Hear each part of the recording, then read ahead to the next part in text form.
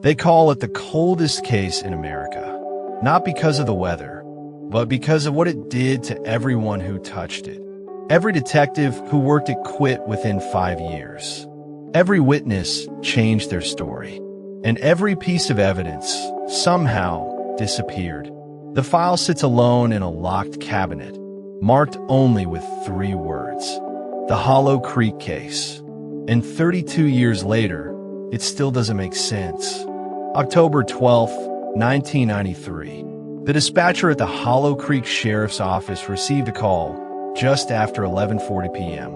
A man's voice, calm, deep, deliberate. "You'll find them by the river." Then silence. No name, no sound, just the click of a line ending. Deputies followed the call to a narrow dirt road near Route 41, a place locals call the Bend. That's where they found the car, a blue 1989 Buick. Headlights on, engine still running, driver's door open. Inside were 2 teenagers, Carla James, 17, and Eddie Monroe, 18. Carla was slumped over the wheel. Eddie was in the passenger seat, staring blankly ahead. Both shot once. No struggle, no sign of robbery. Just 2 kids killed for no reason. At first, detectives thought it was random violence, until one of them, Detective Alan Price, noticed something strange. On the dashboard, written in thick dust, were 2 words: "Stay away." The letters weren't written with a finger. They were carved into the plastic. When the lab tried to lift fingerprints, they found none. Whoever did it wore gloves. And then came another strange thing. Eddie's watch, still ticking, had stopped exactly at 11:43 p.m., the same minute the call was made. They checked the phone logs. The call came from a payphone outside a diner 12 miles away. Security footage showed nothing, because the camera had been unplugged that night. The case already had too many coincidences, but it was only the beginning. 3 days later, a woman named Linda Carter came forward. She was the night janitor at a nearby gas station. Said she'd seen a man matching Eddie's description arguing with someone near the Bend that night. He wasn't local, drove a white pickup, had something in his hand, looked like a map. But when detectives checked nearby stations, no one remembered seeing a white truck. No one saw anything at all. A week later, Linda changed her story. Said she was mistaken. Said she didn't want trouble. 2 days after that, she disappeared. Her car was found outside Hollow Creek Forest. Engine cold. Keys still in the ignition. No Linda. Her file was added to the stack. And the case went from tragic to cursed. 2 months later, a letter arrived at the sheriff's office. Typed. No return address. It read, "You keep looking in the dark, but the light is what blinds you." Below that, a signature, or what looked like one. A single letter R. Detective Price said it didn't feel like a threat. It felt like a taunt. He spent the next 3 years chasing every lead. Old suspects, new theories, dozens of dead ends. But then something strange happened. Files started vanishing. Not copies. The originals. Evidence bags missing. Chain of custody logs erased. Even the original 911 tape gone. The only record left was Detective Price's personal notebook. And that's how we know what came next. In 1996, 3 years after the murders, a new call came in. Same voice.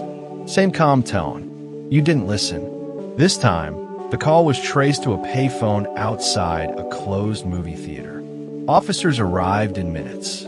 The phone was still swinging, but taped to the receiver was a photo, a black and white image of Hollow Creek High School, class of 1993. Every student was circled in red ink, except for one. Carla James. Detective Price became obsessed. He slept in his office, ate cold coffee and donuts for days. His wife left him. His partner transferred out. He didn't care. He told his captain, "This case isn't unsolved. It's unspeakable." In 1997, he got a call from a retired sheriff in another county.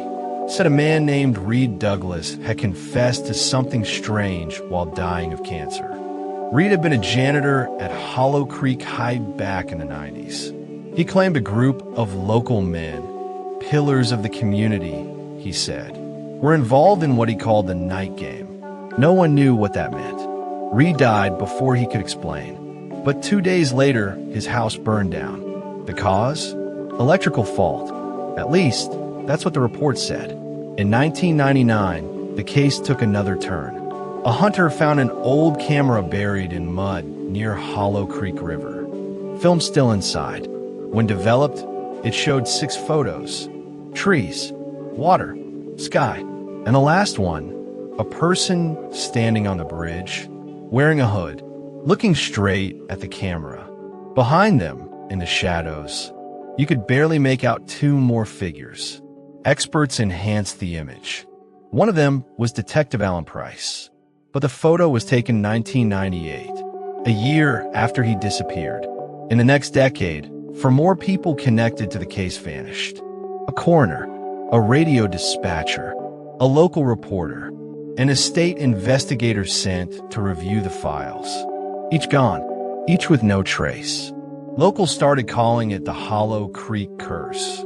The FBI called it statistical coincidence. But then they got the same letter the sheriff's office had received years earlier. Same font, same paper, same signature.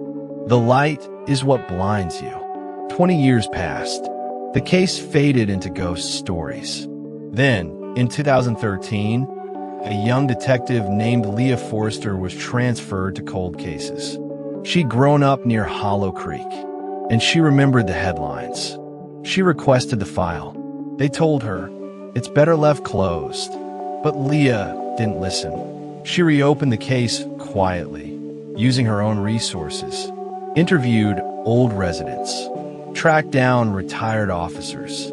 Most refused to talk, but one, a former dispatcher, agreed to meet. His name was John Keller. He looked nervous, said he didn't want to die talking about it. Leah asked him why. He said, "Because they never left." Before she could ask who they were, he stopped. Blood trickled from his nose, then his eyes. He collapsed right there at the table. The coroner ruled it an aneurysm, but Leah didn't believe that. While cleaning out Keller's apartment, Leah found a cassette tape labeled R. When played, it was just static, until minute 423, then faintly a voice. "You found the light, detective, but the light is what blinds you." Then screaming, metal scraping, and something that sounded like water rushing.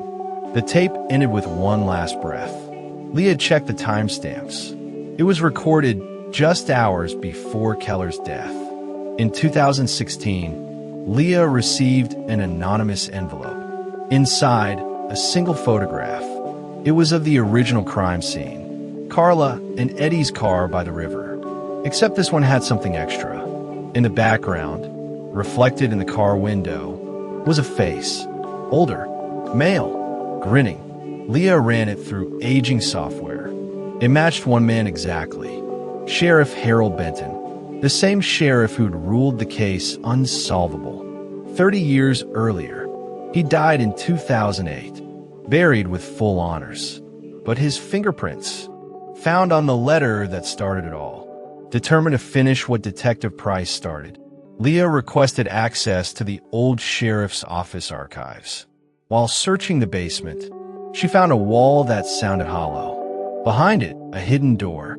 Inside was a small room filled with filing cabinets. Dusty, locked. When pried open, they found dozens of folders labeled with dates, each corresponding to a disappearance in the county. Between 1972 and 1993, each file had the same signature. A single letter R. The Hollow Creek murders weren't random. They were the final chapter of something much older. Leah compiled her evidence and sent it to the state. The next morning, her apartment was broken into. Nothing stolen, except her laptop and her phone. 2 days later, she received a package. No return address. Inside, a Polaroid. It showed her sitting at her own desk, taken from outside the window.